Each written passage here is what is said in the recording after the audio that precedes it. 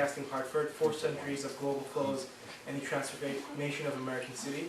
So hopefully you guys will like this talking about next week as well. But take it away.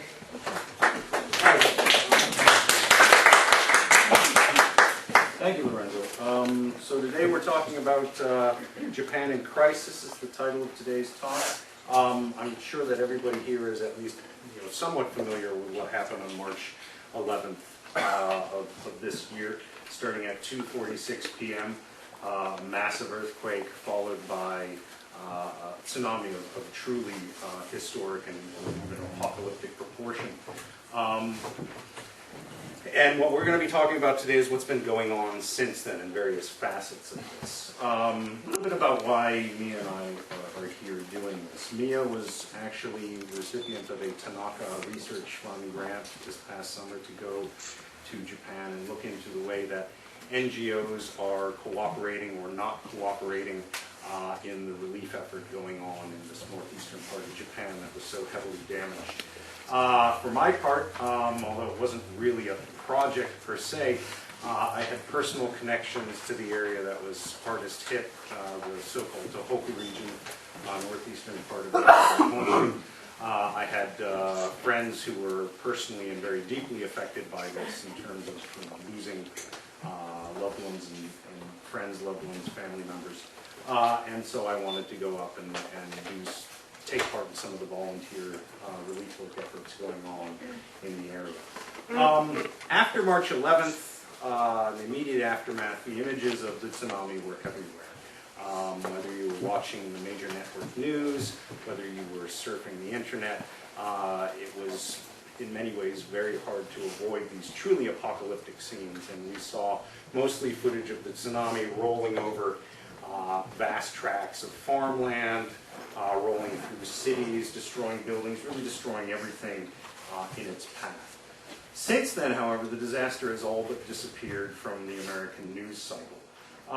We hear a bit every now and then about the situation in Fukushima with the reactors that have melted down and the problems that result from this. Actually, most of this, by the time we get it, it's already really kind of old news in Japan. And it's usually not detailed enough to give us a real accurate understanding of what's going on there now. As a result, I think most Americans, when they think of post-disaster Japan at all, probably think one of two things.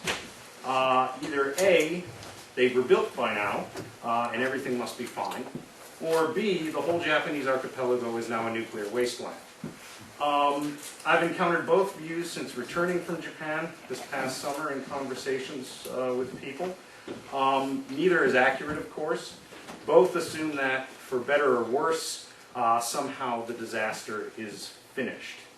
This is also inaccurate.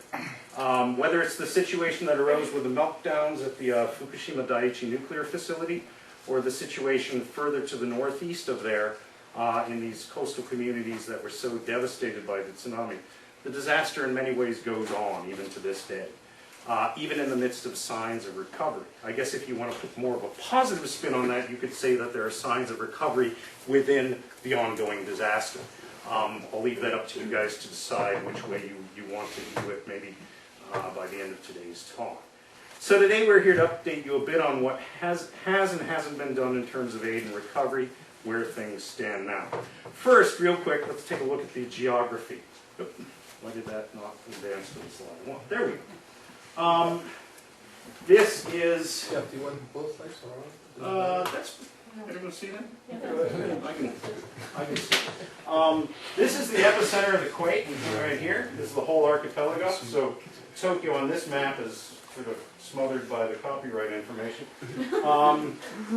This is really the Tohoku area. The three prefectures that are hit hardest are Fukushima. The nuclear facility would be right around here. This is Miyagi Prefecture, the most populated prefecture in the area, with the city of Sendai, which is over 1 million people now. And then Iwate, which is much more sparsely populated, but was actually, given the way that tsunami generated, was actually some of the hardest hit areas, some of the highest waves hit the coast here.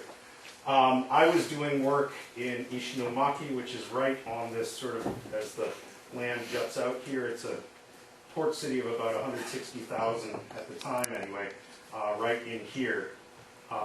Another place I'll be talking a little bit about today, Onagawa, is actually part of Sendai City, is on the seacoast over here, and it got hit by a much higher wave than even Ishinomaki proper. There we go. Let's talk some numbers then. The death toll, as of just a couple days ago, last Friday, these are according to national police figures, is as you see here. 15,836 dead, 3,650 missing, now presumed dead, to total 19,486. I put an asterisk here because some figures, other agencies of the Japanese government and many relief agencies have a much higher figure of somewhere around 25,000. This is because the National Police Agency figures only count deaths from tsunami if they happened within the first 48 hours. What you really see, though, is a lot of people, for example, the elderly, when they evacuated into shelters, they lost everything, including their medications. Many of these people died from those complications. Other agencies take those deaths into account as well to get the higher figure. Approximately 92,000 people remain displaced by the disaster as of July 14th, 2011. This is down significantly from the immediate aftermath when almost 500,000 people were displaced. I'm not sure if this figure counts people who have been relocated from the quarantined areas around the Fukushima Daiichi nuclear power plant. There are at present 58,005, this is a very exact number, people who have been moved out of Fukushima Prefecture.